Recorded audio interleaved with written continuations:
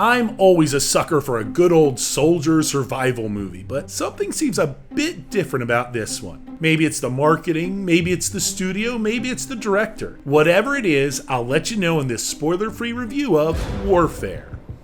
Tucked away somewhere secret in Iraq in 2006, a group of Navy SEALs must carry out a dangerous mission. When that mission goes off course, the meticulously trained soldiers must figure a way out. As tensions build, their brotherhood may be the only thing that can keep them alive.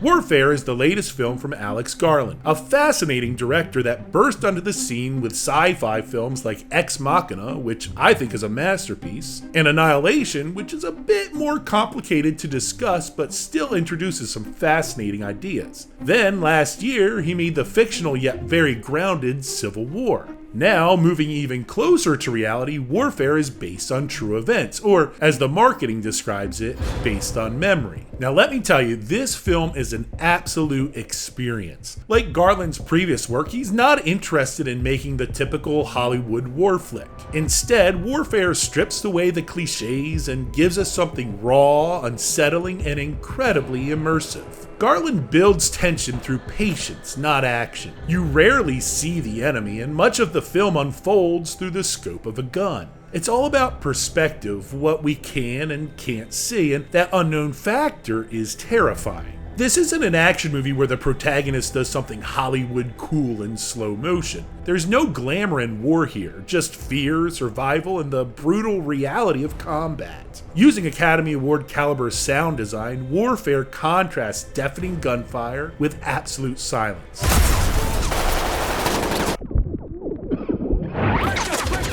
You're placed directly in the perspective of these individual soldiers. You only see what they see and hear, if they can hear, what they hear. That means every footstep, every distant sound, and every held breath matters. Also, there's no musical cues to tell you how to feel or when danger's coming. You are left in this state of anxious waiting, just like the characters. It's so important in a movie like this to understand the current space and geography. With the help of drone cameras, you always know where the characters are in relation to everything else, even in the chaos. There's even a sober technique where the filmmakers use a human leg as a location marker. It's so simple and so disturbingly effective. This movie may be the shortest feeling movie I've ever seen. It's a tight 95 minutes, but by the time we reached the final shot, I realized I had hardly been breathing the entire time. And I must, without spoiler, discuss the final shot of this film. Now, there is an epilogue, and I'm not talking about that. The final shot of the action is one of the best final shots I've seen in years. It is so simple, and yet it says so much. It's ambiguous, not in a frustrating way, but in a we need to analyze what we just experienced sort of way.